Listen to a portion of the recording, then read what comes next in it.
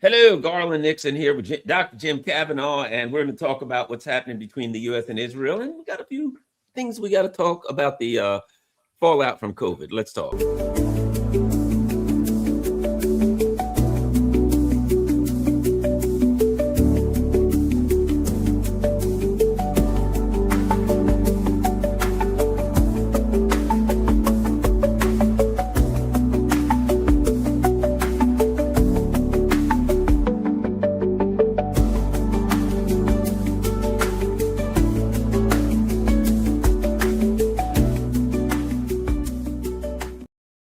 Hello, Garland Nixon here, and I'm here with Dr. Jim Kavanagh. Dr. Jim Kavanagh, where can people find you online? My Substack, which is on the screen, Jim Kavanagh's Substack, and on X at the polemicist _. All right. Well, here we sit, Dr. Jim Kavanagh, with Trump meets with Netanyahu, and there's all kind of rumors and speculations, but there's a couple things we don't have to speculate. Number one, we know for darn sure well that Israel wants the United States. They want U.S. blood. They want U.S. cannon fodder for Israel. I suspect Trump's hesitant. That's what I've read a lot. Doesn't really want to do. He wants something he can get in. This is not available. I'm sorry, Iran. Sooner or later, you're not hitting some little country that doesn't have the ability to hit back either. And then now they said, Trump's preparing for a war that could be a week. Iran's saying it ain't going to be a week. Don't they get a vote?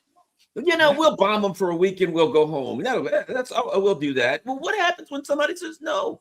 Anyway, Jim, your thoughts on all of this the madness? I can't figure it out. Yeah, it is terrible. This is the classic case of what in chess we call zugzwang. That is a situation where you have to move, and any move you make will hurt you. That's a classic chess conundrum. If I've got to move, it's my move, but there's no move I have that won't make my position worse. So this is what Trump's situation is now. And the Israelis are, you're absolutely right. Netanyahu, in his previous meeting in Mar-a-Lago, it was like, here's our target package. We got to do this. We got to go. If you don't do this, we're going to do this. This is classic Israeli stuff. If you don't attack them, we will. And you're going to have to come to our aid anyway.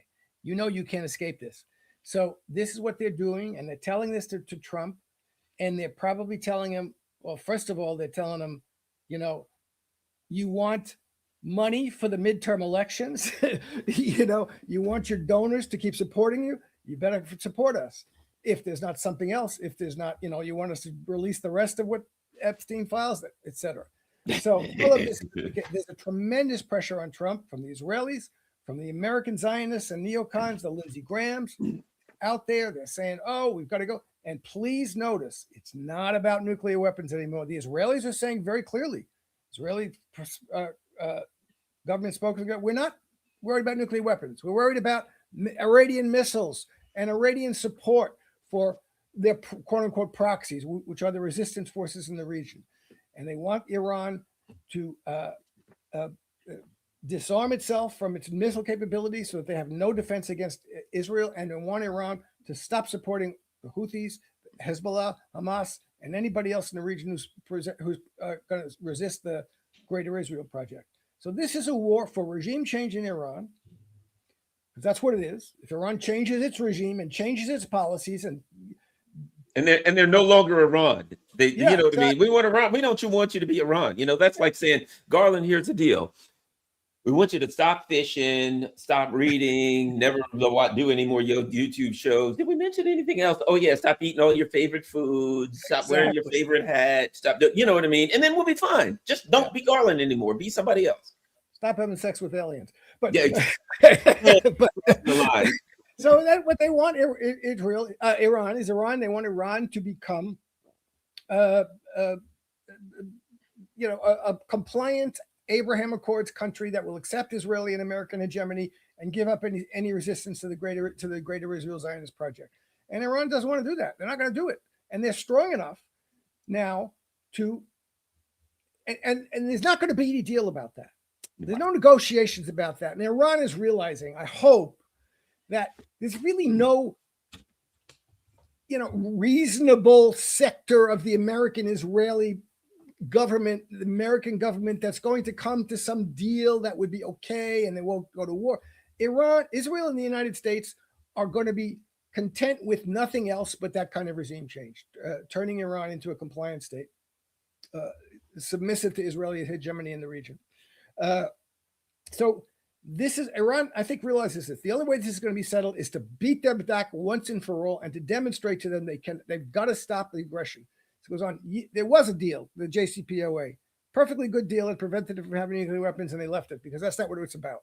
Anyway, now Iran, what I'm seeing about, I hope it's all true, things about what Iran has done in preparation here now. Okay. One of the things is the level of support from China. Now, China has brought these spy ships, big surveillance ships, and they apparently have given Iran radar that can seize aircraft that are under kilometers away. So they eliminating that advantage that the Americans and the Israelis have. And there's another big thing I hadn't realized at all. I just saw it today. The Chinese have, the Iranians have switched after the June attack. They switched because during that attack, all of their GPS signals went out. Okay. Because everybody in the world for the last 20, 30 years has been using American GPS satellite signals. Okay. And the Americans use that, weaponize that, and use it to disrupt the satellite position. So GPS position. So you don't know what all of a sudden your airplanes and your taxi cabs, they don't know where they are. The ocean when they're in Iran. It creates a problem for your weapon systems, for guidance and targeting, etc. And Iran knew about this, and everybody knew about it. They have their own system, GLONASS, and the Chinese have another system. They do, BEIDOU, which they themselves learned the hard way when they were still dependent on American GPS technology. They had to set one up of their own. They have their own satellite system, they have their own security. They've given Iran access to that. Since June, Iran has gotten totally away from the American GPS system. They have this access, not only, and the Chinese have given the Iranians access not just to the civilian version of Beidou, but to the serious military encrypted version, the same version that the Chinese would use in war.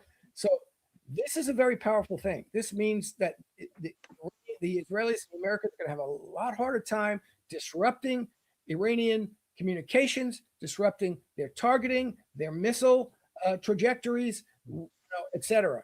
And so that's a very powerful thing. And the Chinese have put out pictures. Oh, look, here's your base at Diego Garcia, and here's your base there. So they're telling the Americans, we know where you are. We have our ships, our civilian ships stationed, and we're going to give. Apparently, this is what the implication is. They're going to give real-time targeting intelligence to Iran. That's very good. And so the Iranians it's a huge country. It's 4 times the size of Iraq. It's 90 million people. It took 6 carrier groups, I think, that had it when they attacked Iraq. Okay. So they're going to have 1 or 2 here. What are they going to do? Trump thinks he's going to be told. These people think this. Lindsey Graham thinks, the Americans, we're just great. We'll knock them out in 2 days. Oh, maybe it'll take a week. Okay, maybe 2 weeks or 3 weeks. They're gathering up for a war of weeks. The Iranians are set for a war of months and years if they have to do it. They're not going to give up. One of the biggest wars in the 20th century was the Iran-Iraq War, in which 8 years. 8 years. Yeah, the Western countries set Iraq against Iran. Yes, they did. Died in that war. The Iranians fought like hell, and they weren't defeated. So this is not, they're going to have to tell Trump.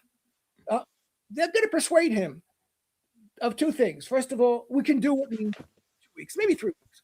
But the other thing they're going to persuade him of, we're going to cut off your money if you don't do this. And, we'll help the Democrats, et cetera, et cetera, et cetera. So, and you're going to lose midterms and you'll be impeached, whatever. So there's going to be a lot of pressure on Trump. On the other hand, there's got to be people obviously there are people telling. This is not going to go down easy. Got to be people in the Pentagon telling him. That's why he's bringing another aircraft carrier. Someone said last week, "Oh, we don't have enough. Okay, let's bring in another. Then we'll be able to do it in 2 weeks. Okay, it's not going to be a day or 2 days, but a week or two." That's what the game they're playing with themselves, and it's the game they're playing with the world, and it's a disaster. And look, I think that the Iranians are prepared for this and pick back hard. But again, what nobody wants to talk about in this, all of these analyses of this, there are nuclear weapons involved in this. The Israelis have nuclear weapons. They will use them. Nobody should get it. Well, now don't discount that if a carrier gets hit, that the United States might not use them. I don't discount that for 1 second. If a carrier goes down, and what happens? Look, there are potentials. There are worst case scenario potentials. But anytime you're making a decision, ask yourself, what's the worst case potential? Do you remember what was that operation where they used, this was around 2000 or 2003, and they did this mock a battle against Iran. Yeah. And it was a very famous one. And they brought this old Marine Corps general back. His name was Von Griper or something. And they said, "You're the Iranians." Yeah. And he beat the Americans in hours. Yeah. In hours. He did all kinds of stuff. And one of the things he used was a bunch of speedboats with missiles on, and all kinds of stuff. Which is, and you know what happened after that? The Iranians went out and started building these speedboats and put missiles on them. They looked at it and said, "Yeah, I think that'll work." But my point being, okay, we're going to get the Iranians. Let's see how this works. Boom, and you lost in hours. Yeah. The potential is there. What happens? You throw a punch like any other fight. Some guy throws a punch. And the guy goes, whap, whap, whap, whap, whap, whap, and knocks him flat. You don't know who this guy is that you're punching. You don't know what he has the capacity and the capability to do. You hit some guy, whap, and he comes around with a blackjack right upside your head. Whap! And you wake up in the hospital, right? What happened? You punched the wrong guy. You don't know what Russia and China, what technologies, what abilities, what their missiles can do, what they're ready to do. And what happens? You say, okay, ready, let's hit them. And there's missiles coming. And you don't lose an aircraft carrier. You get obliterated. Yeah. Your bases are peppered with missiles. Your ships are burning all over the place, going down, soldiers screaming for help, treading water, lifeboats everywhere, and missiles are still coming. Yeah. You're getting flattened and the missiles are still coming. And you got to call and say, hey, uncle, I'm not saying that's going to happen or even that that's likely. But when you make a decision like this, you always have to take into account the worst case possibility. Yeah. Even kind of bad case possibility. Trump's goose is cooked. A ship gets hit. Wham. A base gets hit. What happened? A barracks was hit and 400 soldiers were killed in one. Oh, but wait a minute. 5, 4, 6, 8, 10 barracks were hit. We got thousands and thousands of soldiers coming home in the first day, literally in the first hours. Thousands of deaths they're saying. Where's Jack Keane and all these people going to be that said, Trump, you better go? Where's Lindsey Graham? You won't find them. Yeah, you're done, Trump. They'll be out there saying, as you say, nuke them. And they'll tell Israel. Israel will happily do it. Israel will be in the lead with it anyway. Yeah, and that's it for the U.S. at that point. That's it. People wake up tomorrow and they're like, what's about the price of well, wait a minute. China said they're not doing business. They sold all of our stuff. We're not. Things happen. You become a pariah country, and the people wake up, and their entire way of life has been destroyed in a 24. Everything that they believe, everything that they were accustomed to, their money's worth nothing. Their markets crashed. They can't buy oil. All of that has happened in a 24-hour day, and you're the president that made that decision. Yeah, I know. In a way out. He's gonna. It's going to be a disaster for Trump. There's no way out of that. That's this point. The Zugzwang point. Either he backs off, which will be a disaster for him politically, or he attacks, and it'll be a bigger disaster. I think politically and every other way for the whole world. It's the Mike Tyson, great philosopher. Mike Tyson, great military theorist. Everybody has a plan until you get punched in the face. And that's what the situation is. The United States is going to get punched in the face in some way. United States military. It may not be if the strategy, it may look okay for a week because, the Americans are going to put out overwhelming firepower for a week. They have thousands of missiles. They have thousands of Tomahawk missiles. They're going to deplete their supply of the Iranians may lay back and let them deplete their supply of missiles and anti-aircraft things. And the Iranians will send drones that are not, and missiles that are not the best ones. And then, but everybody's saying, the military people are saying, Daniel Davis and Larry Johnson, the Americans have 2 weeks of these missiles. After 2 weeks, we're going to resupply them. That's thousands of miles away. The Israelis have a certain number of these things. How are you going to resupply them? Iran is at home territory. It's a huge territory. It's been building and stockpiling thousands and thousands of these missiles. So, as what happened in June, after a week or two, the Iranians could attack anywhere they want, and Israel couldn't stop the Iranian missiles. They had depleted their anti-aircraft stuff. They had depleted their own missiles. They were stuck, and Israel's afraid of this. That's why I'm absolutely convinced they're going to use nuclear weapons. They think that'll stop them, but that shouldn't stop them anyway. But this is the situation we're in, and we have to emphasize, as you said at the beginning, this is all for Israel. The United States has no reason to do this for itself. Iran poses no threat to the United States. The people of the United States do not want this. When George Bush attacked Iraq in 2003, he had ginned up popular support. There was popular support for that. There's no popular support for this. 70% of the people are against it. And everybody knows, and we have to keep saying it, if Donald Trump starts a war with Iran, it's for Israel. It's because Israel wanted him to do that. Israel thought that needs to be done. Israel demanded of him, as he said, the Adelsons come to the White House and tell me to do this, that, and the other thing, and I do it. And that's exactly what's going on here with Netanyahu and Jared Kushner, Netanyahu's little boy, and the Adelsons. They'll all be there saying, do it, with Lindsey Graham and the rest of the clowns and Marco Rubio. And so but it's for Israel. This is an attack on behalf of Israel. So every death, every dollar, every soldier, every sailor, every ship, every aircraft that's hit is being hit for Israel. It's being sent there for Israel. And if they're hit, they'll be hit for Israel. We cannot stop saying that. This is a perfect example that there is nothing more pernicious or dangerous for the United States of America and its people than this commitment to Zionism and to the Zionist project, because that's what this is about.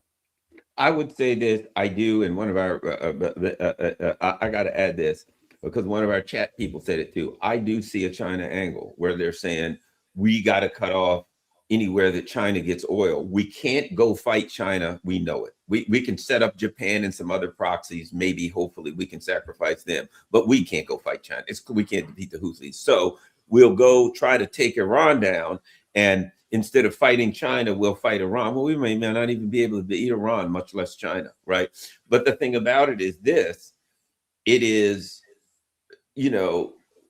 I mean, we can talk about the first month, the first weeks, but here's the thing.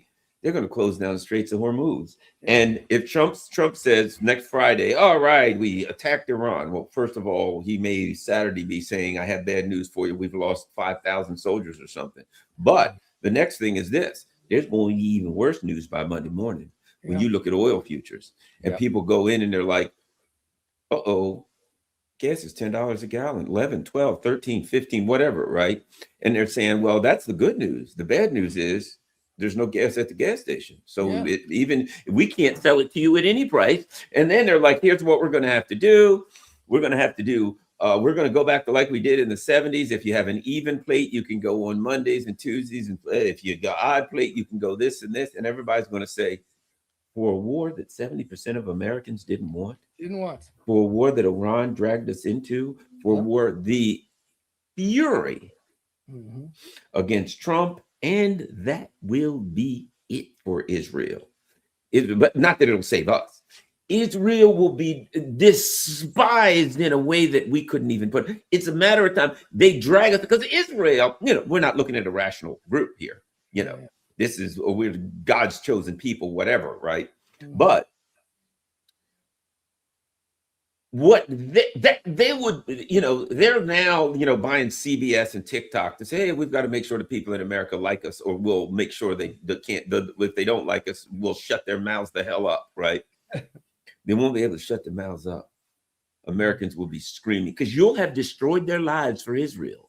There'll be nothing more hated than Israel. Americans usually don't connect their foreign policy to their struggles because it usually takes a while and they don't see it immediately. But it will be, you did this for Israel, your life is a living hell. You can't afford anything. Oh, by the way, you think it's bad when you go to the gas station, wait till you go to the grocery store and you see that everything in the grocery store was brought there with diesel fuel. Yeah. You're screwed. Anyway, and that's it for Donald Trump, and that's it. Our political system will probably somewhat collapse. Well, the political system is showing what it's about, and it's about billionaires' profits. As I just saying, one of the nurses takes care of my father, my 98-year-old father-in-law. She and her husband have a nice life. They have 2 kids, make a decent amount of money, comfortable life. She just said her health insurance went up. Their health insurance went up like $600 a month to $1,200, $1,300 a month. That's crazy. This is what's happening now in the United States. And, nobody's going to do anything about this. Nobody has a program for this. You have to, I don't want to talk to a politician who supports Zionism in Israel. And I don't want to talk to a politician who won't come in and demand single-payer universal health care. This is crazy. You can't, every country in the world has this. The United States is playing this damn games, and nobody's interested in you. Nobody's interested in fixing that problem. It's a huge problem. You need to change the entire political and economic culture of the country for that. So, what's going to happen with gas? Well, the United States has a better position for gas than other countries. The biggest. Europe is finished. Europe will be finished. What the gas is now, oil is now $60 a barrel. About $60 a barrel, which is a really good price. It's going to go up. There's someone in I think Financial Times wrote a thing. Oh, if there's a war, if Iran closes the Persian Straits of Hormuz, it might go up to $100 a gallon. It's going to go up the barrel. It's going to go up to a lot more than 100. It's going to be 100. I've heard $3 to $500 a barrel. So it's going to be a disaster, and there's going to be no shipping, and they don't have to. They don't have to fire a shot. Iran says. The Houthis say we'll attack anything going through the Persian Gulf. Nobody's going to go through the Persian Gulf. Tankers aren't going to go there. Insurance rates will go up. Whether anybody's attacked or not, they just back off. So it's going to disrupt the entire world energy system. And for what?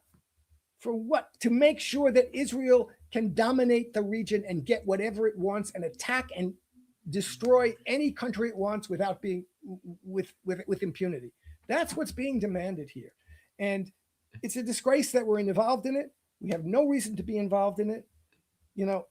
Israel's Zionist project is not my project. It's not an American project. It has nothing to do with it. It's a racist colonialist project that we have nothing to do with or should have nothing to do with.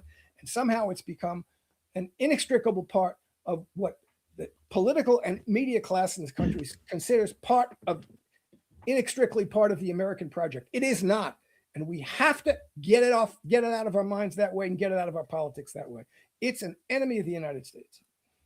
And it's an immoral enemy. I mean, look, Epstein's clear. His connections were to the royal family and the Rothschild. That's clear. His connections, his foundation, his ideological and religious, the idea that he's like, yeah, I'm a Jew. We're better than everybody else. Let's go eat some people and slaughter some and rape some kids. We're Jews. We're better than everybody. And I'm like, there's something, about what you're saying that just doesn't go together. We're Jews and we're better than everybody. So let's go rape some kids and eat some human beings and murder people. And then he goes on to say, and we'll make money and we'll, all of these things he's talking about that are the most immoral things. And he, in some, always interjects it because we're Jewish people and we can do whatever we want, which he's not. It's Zionism. It's not Judaism. First of all, Zionism it's like saying that the people who are members of ISIS represent Islam. It's a beautiful religion. I know plenty of people who are wonderful, and I highly respected religion for thousands of years. as Judaism was until Zionism came around. And now it is really taking a beating. Let me just say that. But so now, not only, think about this, when the information comes out about Israel's puppet boy, your representative, your moral representative, and now people look at this and say, my God, what are we looking at here? And it's like, you think that's bad? I'm going to go start a war for these people. Yeah. Yeah. Look, we've already seen it. We've seen over the past 2.5 years, Gaza. We've seen this is horrible Nazi genocide. This is terrible. And that's the world we're in. We're in the world where the United States and Western Europe and the Europeans have, the United States, first of all, was part of it 100%. So were the British, so were the Germans. They were funding it, they were arming it, they supported it diplomatically and politically. And this is a Nazi genocide. This is no better than the Nazi genocide of the Jews in World War II. And we have every political institution in the world failed themselves and failed humanity by allowing this to continue. So that's the world we're in right now. And it's not going to stop getting worse until there's a fight that they lose. And that's what is shaping up in Iran. I hope that China and Russia, I think they're at the point where they're saying, we are not going to let Iran lose. We are going to make sure that they win this fight, but the tendency is going to be, and it's going to be the Israelis and the Americans, certainly the Israelis are not going to let this happen. But the tendency on a lot of, I hope they stop. I hope the Russians, the Chinese, and the Iranians do not fall to, okay, we can make a deal. We'll make a deal. We'll find a way of getting out of this without getting hurt too much. And we'll go on for another 5 years until this pops up again, until we're under attack again, another 2 years. That would be 5 years. And the people of the United States have to understand that their political representatives want this. They do not want to put an end to this. They want the defeat of Iran. They want the defeat of Cuba. They want the defeat of Venezuela. They want the United States to reassert its position as the primary imperial power in the world. I saw AOC the other day talking about how, oh my God, Trump and Putin are trying to divide up the world among themselves. We have to fight these authoritarians by reasserting American and European and NATO dominance of the world. It's American imperialism versus authoritarianism. This is just nonsense. We got to get out of this crap. We are drowning in this, and we're going to be killed by it. And I don't know what to say. I don't know how to do it, but you can't put any credence in these people. They're real. And this number one thing of Zionism, they can't get away from it because so much of the money that controls the politics of this country is Zionist money. They can't get away from it. And you're going to have to force them to do it. You're going to have to reject this. I mean, I think it's happening, and I'm glad it's happening. People who are supported by Zionist money have to be defeated all across the board. And nobody should pay attention to anything else they say, because they're going to get you into wars like this forever. They've already done it. Every one of these damn wars, Iraq, Syria, Libya, they were done for Israel and for Zionism. And they're going to keep doing that until you understand that that's what it was about, and just get rid of them. There could be no fiddling around with this. No, Israel has a right to exist, so therefore we just give them defensive weapons, not off. No, Zionism, apartheid doesn't have a right to exist, and we have no reason to support it in any way, shape, or form. Well, the Russians understand this as clear as anyone, and I think the Chinese, because they lost like 20 to 30 million people to them. There's only one thing you can do with fascism, and that's defeat it. They're in a lot of, when it comes to fascism, the idea that you can, I always put it like this when people are like, oh, make a deal. I say that's like a bunch of, like, I used to, the original Jurassic Park. I love that movie, right? But that's like, the Tyrannosaurus is over there biting people in half, swallowing people, stepping on people. And a couple of liberals get together and say, I say we go talk to them. Maybe we can make a deal. No, you ain't making a deal with the Tyrannosaurus Rexes. They eat people and swallow them. It's their job. It's in the job description. Well, here's the same thing. You ain't making a deal with fascists. The Russians understand that. They just keep fighting them. Are they going to pretend? Are they going to play footsie? Yeah, but they're going to keep slam. I understand now. There's a lot of talk that they may fire an Oreshnik into Kiev, Yeah, and that a lot of members of the government are, kind of vacating the area. And I hope they do. They called in sick. All the members of the right called in sick yesterday. Yeah, and they may do it, but they understand something. Yeah, there's only one thing you can do. They completely understand that in relation to Ukraine and the fascists in Ukraine. But the Russians are not anti-Zionist. They don't care that much. They get along well with Israel. There are a lot of Russian diaspora in Israel. The Russian Jews who left. They have to deal with the issue. So they've been accommodating to Israel. China has had very big trade relations with Israel. Okay, so they have been for the past 30 years, 20 years. Oh, this is not the biggest problem in the world for us. But thankfully, what Donald Trump is showing them is that this is disruptive of any possibility of a rational world order that you want. Okay, Iran is a country that is important to the Russian and Chinese notion of a new multipolar world order. Okay, if Iran gets defeated by the United States and Israel, then it's a huge blow to any concept of a multipolar world. The United States is saying we control the Western Hemisphere and we control the Middle East and the Mediterranean, and we'll get to you over in Western Pacific soon, but you got to stop them here. You got to stop them here. And again, there's a weakness in this because of the Zionist thing. The American public is waking up to the excrescence of Zionism and the fact that this is not something that has any kind of benefit to us. Why are we doing this? We don't need a huge war in the Middle East on behalf of Israel. We've gone through a bunch of wars already. What did we get from it? Absolutely nothing. 20 years in Afghanistan to replace the Taliban. But here's the other part, Jim. And when you get into the Epstein thing, you realize something.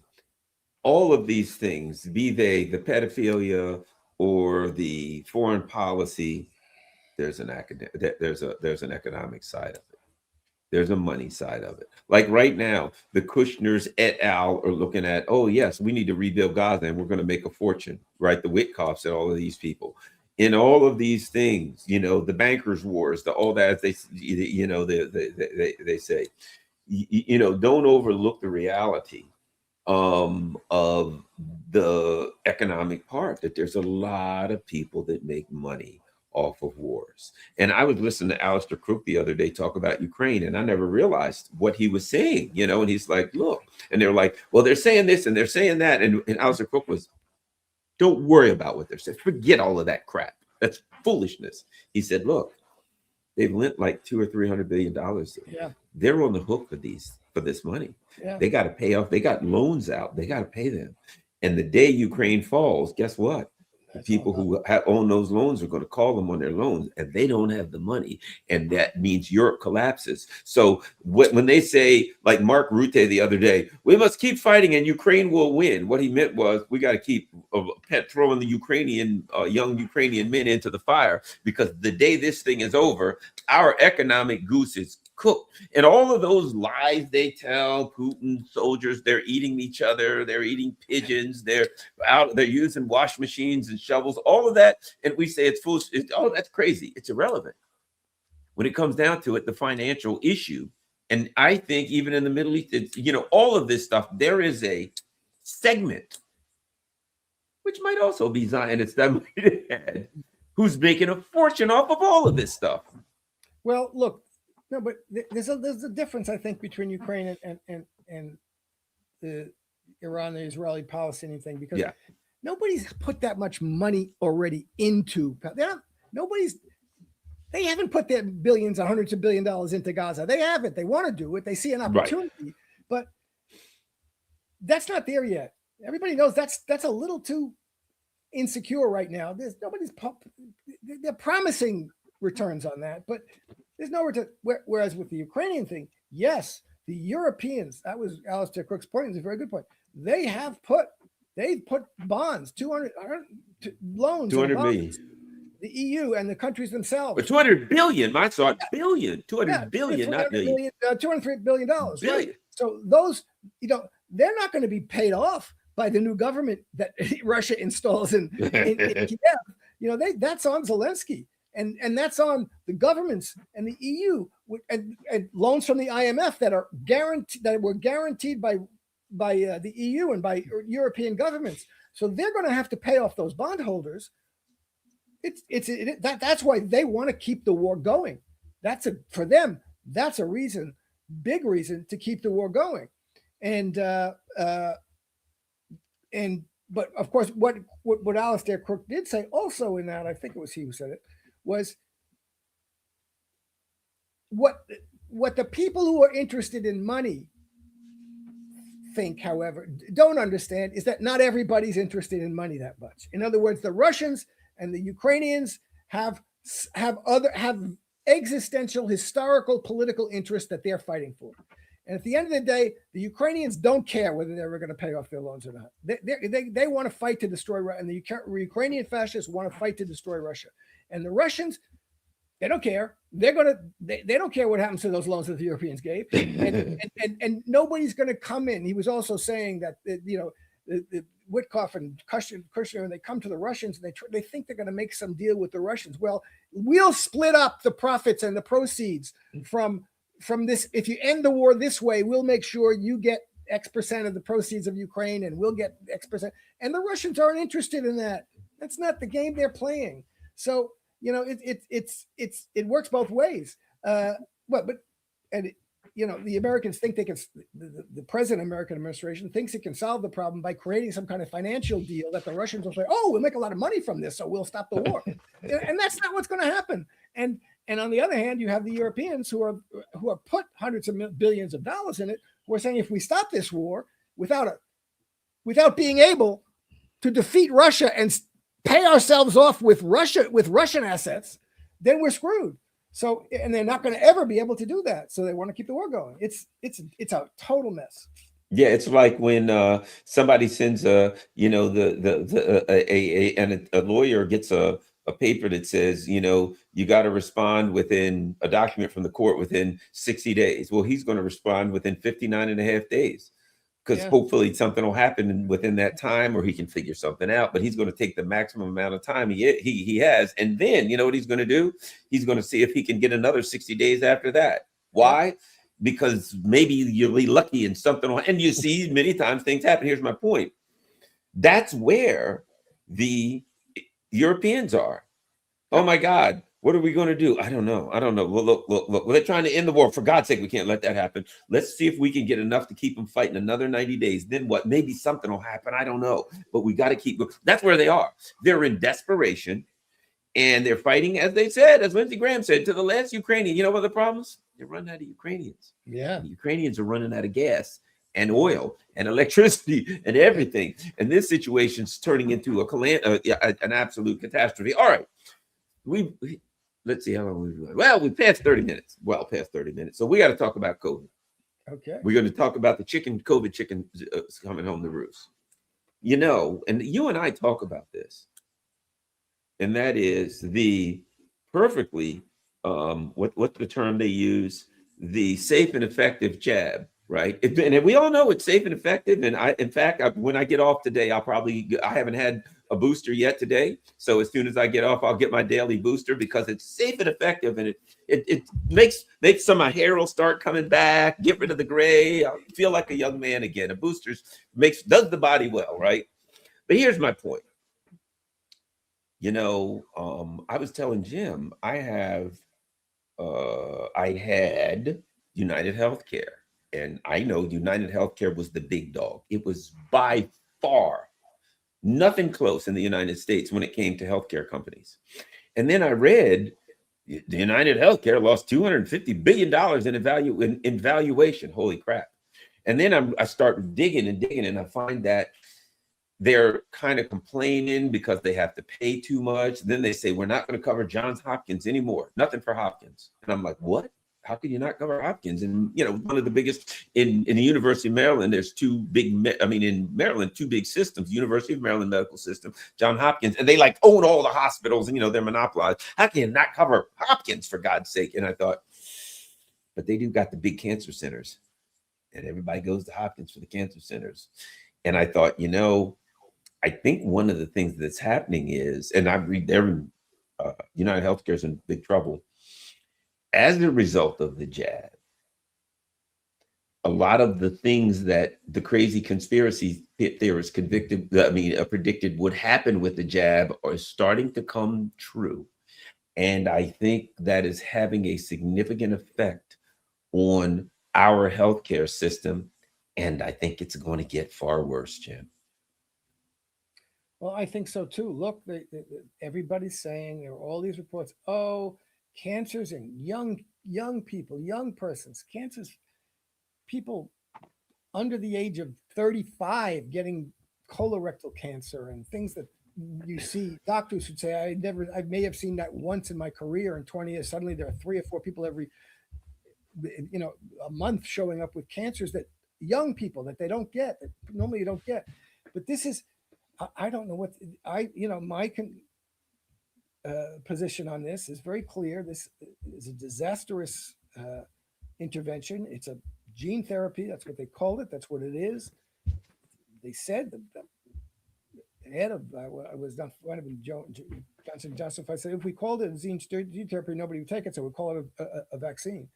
And cancer's right. And the people who can't avoid it are the insurance companies. That's right. Not only the health insurance companies, but the life insurance companies who are seeing people dying of cancer. And this is at rates that are, they're saying like sigma 3 or sigma 5, which means things that wouldn't happen in 300 or 500 years. So everybody's saying it. They know it. Look, that headline you put, cancer's rising. What's causing it? Oh, I don't know. Kids are watching too much television, or too much. They're on their screens too much, or global warming, or they go through everything. But they won't go through the one medical intervention that everybody in the world was forced to take. Most of the people were forced to take because it was safe and effective, of course. Yeah, and it's a horrible. I mean, I hate. It's just you watch things.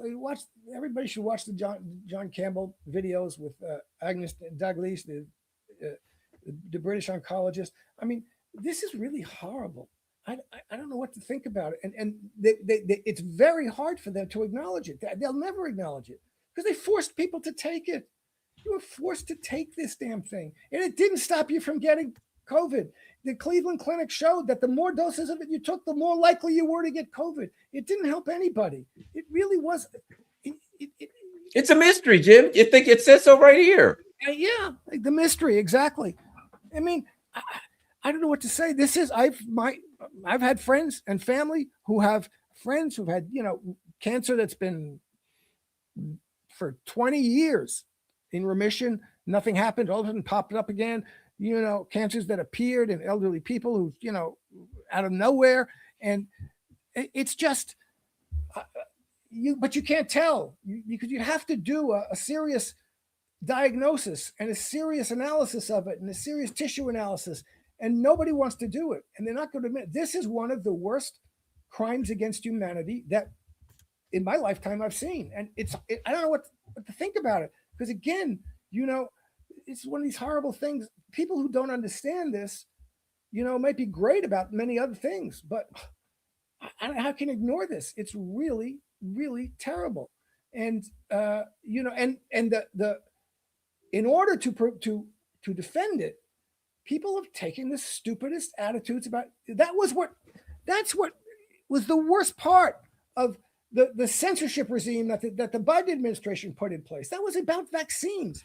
They put this censorship machine about disinformation, and 90% of it was about vaccines.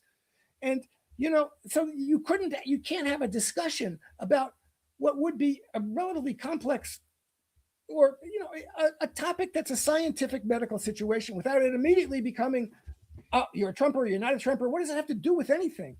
I was watching TV shows from the 80s with Phil Donahue talking about problems with vaccines. Nobody on that TV show, for or against, talking about problems with vaccines was thinking, oh, it was no like, oh, if you're pro vaccines or you're for vaccines, that means you're right wing or left wing. It has nothing to do with anything.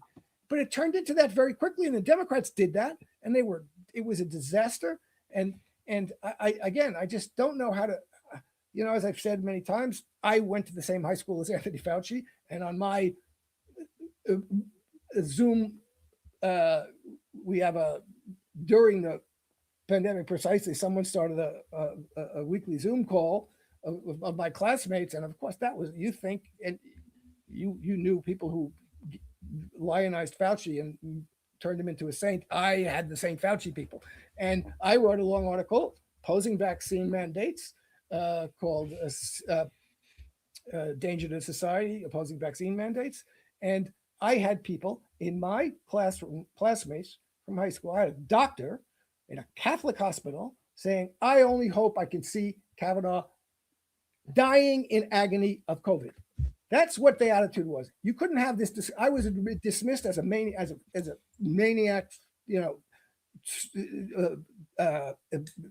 what's the word they always use? Not idiot, but moron, moronic Trump, moronic, anti-scientific.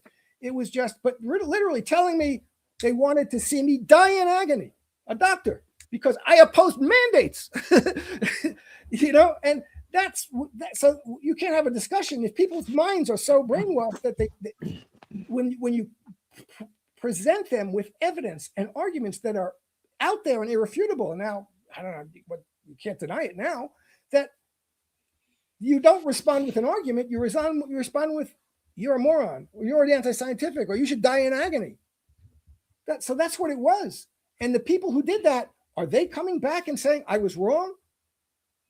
I have to recognize there was a problem there that my mental, psychological, ideological blinders did not allow me to see. No, they are not, for the most part.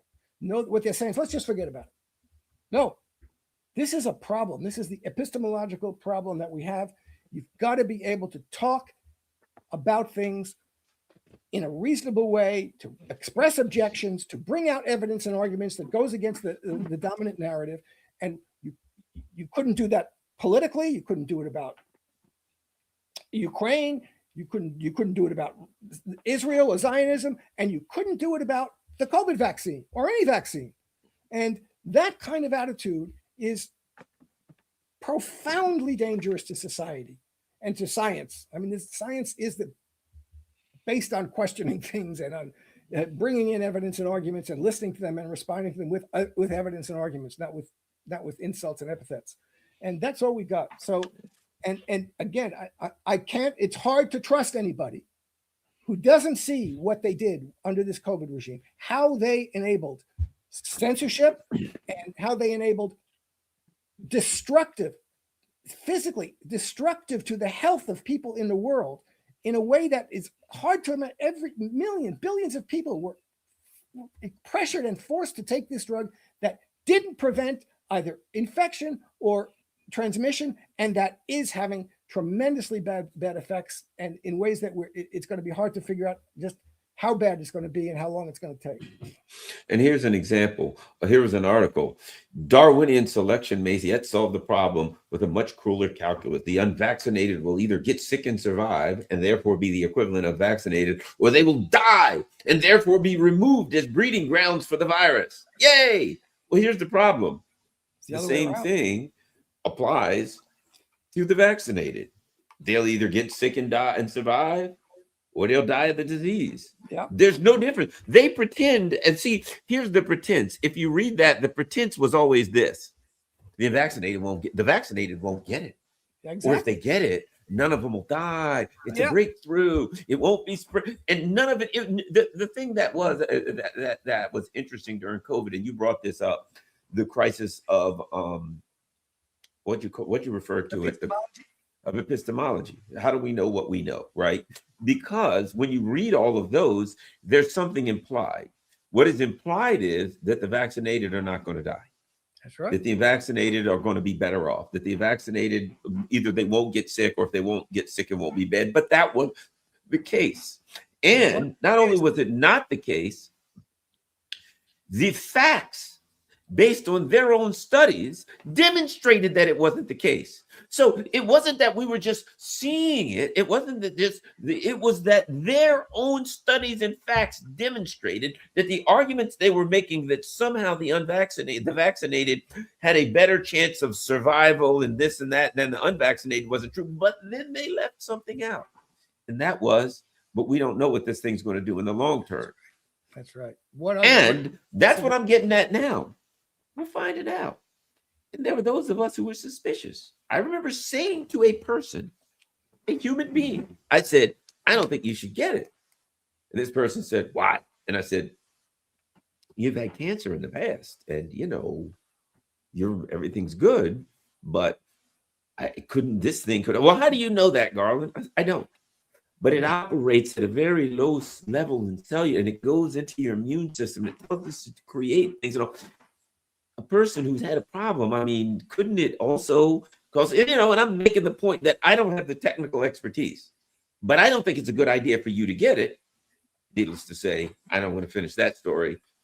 It ended up, being, a dear friend, but now, they ended up having to deal with the situation again. Hopefully they're okay. But my point being, there were those of us who were suspicious at the time, and anything you take, anything, you got to think about, okay, it works now, but what about the long term? Yeah, look, this is the point with all these vaccines, but it certainly was the point with that warp speed. Fauci was on television, saying it takes 10 years to know whether the vaccine is safe. You got to put it out in the population. You got to see what happens. Then it was, 5 years. Then it was 2 months. What are you talking about? A few months. How it was nuts. And you're putting something in that's not a vaccine in the traditional sense. It's something that prompts your cells to produce a toxic protein, a pathogenic protein, the spike protein, the same thing that causes the problem with the disease. You're not just putting a little bit of that in your system to get your body to create antigens to it, but you're putting it in your system. You're not putting that in your system. You're putting in your system a genetic code that causes all the cells in your body, that code gets into to produce that pathogenic protein, that pathogenic. So what's going to happen when it goes into the blood cells, when it goes into the cells, the epithelial cells in the lining of your blood vessels, when it goes into your kidney, when it goes into your heart? What? Nobody knew. They couldn't know. And as I said, I read a long article, 2021, just when the mandates were coming out, and the evidence was there. It was there. They did not know. They knew there were problems, and they knew they didn't know that it was safe, and they knew they didn't know it was that effective. There was a lot of evidence about that. They just ignored it. They lied about it, and it's just, it's a horrible situation, and we're now. Nobody's going to know how many people are dying because of this, or otherwise. The people have ingested something which they don't know for how long and in how many places in their body. This spike protein is going to be expressed because people have that is in there. It's not just cancer. You've got massive blood clots everywhere. I know so many people that have blood clots. You've got it does other things like there's strokes. How about all of the heart attacks, the myocardial tissue being destroyed? Young people's 18, 19 years old. LeBron James' son, 19 years old, had a heart attack. I remember reading it. LeBron James' son had a heart attack. And then it said he was the second person on his basketball team. A bunch of 19, 20-year-old kids having a heart attack. We've got that. And let me add one other thing that I think came out of COVID. Again, what they were able to do was say, okay, once we get something that makes us a lot of money, we can push it through. We got the mechanism set up, we can push it through. That's right. This GLP-1 things that they're all getting now, that they're getting the shots, as Trump calls it, the fat shot, or they got pills for it now, which is even worse. Yeah. I have somebody that I know who's had told me a while back their neighbor was getting it. And then I talked to him recently. He said, yeah, I talked to my neighbor. I think their neighbor had a 10-inch growth of some kind on one of their organs that had to be removed after 1 year. They took it. They started losing weight. And then they kept losing weight. And they said, I think I'm losing too much weight. And so they got off it and they still kept losing weight to the point where they're like 100 pounds. Yeah. And then they went in and they're like, oh, looks like we got a growth here. And apparently that had to be removed. And they didn't know when they removed, or how bad this is going to be. But we got to go in and have all kind of specialists. My point is this: people get on this stuff, and it literally paralyzes your stomach muscles. Oh yeah, it's terrible. Man, we don't know. That's another one. Millions, tens, if not hundreds of millions of people are on this GLP-1. I'm not going to name it, but there's a couple of different ones. You know my point. And I think that's going to cost a lot of lives too, Jim. Yeah, it's bad. And again, these are the things, that they don't do. And that's with vaccines, it's typical because you can't know. And you've got to look at not just whether, I'm making a drug that's going to solve this problem for you. And it does solve the problem, maybe. But what other problems that might look like they're entirely unrelated to that, non-specific effects, they call them, will it cause down the line? You've got to look at all cause morbidity and mortality. If you take a drug that's going to lose weight, that's great. But am I going to have a heart attack in 2 years? Is it going to hurt my heart? Thalidomide, great drug. They gave it to pregnant women for nausea. It was a great drug. Stop them from throwing up. Oh, guess what? You got to find out what the non-specific effects of the drug are, and whether the people who are taking it are going to end up getting worse problems in other areas, or living shorter or longer lives because of it. And that's what you got to look at. But as you say, there's a rush to market. Once they get a drug and it has, look, we could sell this and people will lose weight. Let's put it out there, and we'll do it. And they run the clinical trials. They gin up the clinical trials to hide the worst kind of results and to make sure. And so that's out there now. And they say this is what's incredible. They'll say with the vaccines for kids mandated. Oh, we did 5 days of clinical trials, but we'll do post-marketing and post-marketing monitoring, and we'll post-marketing analysis. So you're making the population your lab rats, and this is nuts. So the pharmaceutical industry in this country is dangerous. It's dangerous to your health. As we've said this many times. What they want is, they don't want people to be cured of problems. They want people to be treated for problems. Whether it's cancer or weight loss or whatever, they want something that they're going to be constantly consuming their products and giving them money for. It's the subscription model of health and of everything else. You keep paying us so that we keep treating you, and that's what pharmaceutical industry in the United States is now. And it's hard to figure out how you're going to get away. How are you going to overturn that? It's very difficult. That's the business model of the pharmaceutical company. Don't cure, treat, and find things that'll keep people on them for 20 years. And here's the problem: we in the West are taught to just do what we're told. We go into the doctor's office. He says, "Take this." We take it. Take this test. You take this test. Try this. You try that. Right? You try it. Right? Whereas I know so many people, and I'm one of them, who look into other forms of. I remember they told us, "Don't take the old horse paste." Dude, I got COVID, and a friend of mine gave me some. True story. And it was the Omicron. Yeah, I felt like crap for a week or so, week and a half or so. But I was getting better slowly. I took the horse paste. I felt better in hours. Yeah. Inside of when I started taking that, inside of 48 hours, I had nothing. And I'm like, wow, that stuff works, right? And I hear the same story over and over. And so the other part of it is another thing. When I turned 41, I'll never forget. I went to the doctor for my yearly, whatever. The doctor says, "Oh yeah, we've got this new thing. We should test your hormone, because we've got this new testosterone replacement therapy." And I'm like, I don't have any symptoms. I'm just a normal person. Yeah, but testosterone. Yeah, I'm like, what? He's like, "Oh yeah, it's great." I'm like, well, if I have any problems, I'll let you know, dude. But I'm okay, right? 10 years later, I'll never forget. I was in there, and the same doctor was looking through my chart, and he goes, "Oh yeah, remember back then it was a file folder. Did you ever do anything with that hormone, with that testosterone replacement therapy?" I said, "No." He says, "Not good, because it causes a lot of heart attacks." Yes. And in recent years, I've had doctors. So every year, I do the PSA. Every year, I had a brother that died of prostate cancer, right? So I get tested every year. My numbers are fine, right? And one of the doctors was saying something again about testosterone replacement therapy. You know, that's big with a lot of people in their 60s, Garland. I'm like, yeah, no, thanks, pal. I don't do that kind of stuff. All right, might want to look into it. And then we were talking about the numbers.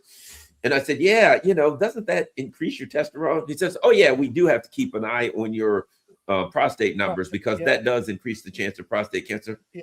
And I'm thinking, then why would I, unless I had, you're telling me I don't have any problems.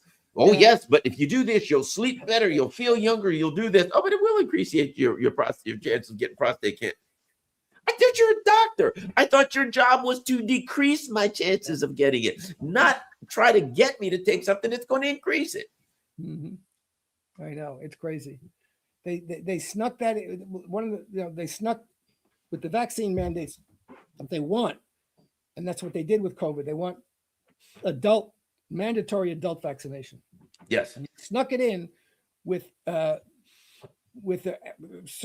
HPV vaccine. Yes, colleges for college students. You had a male boys going to college had to get an HPV vaccine, which the woman who discovered the vaccine speaks against it. This is a bad vaccine. It doesn't do what it says. It doesn't do what it pretends to.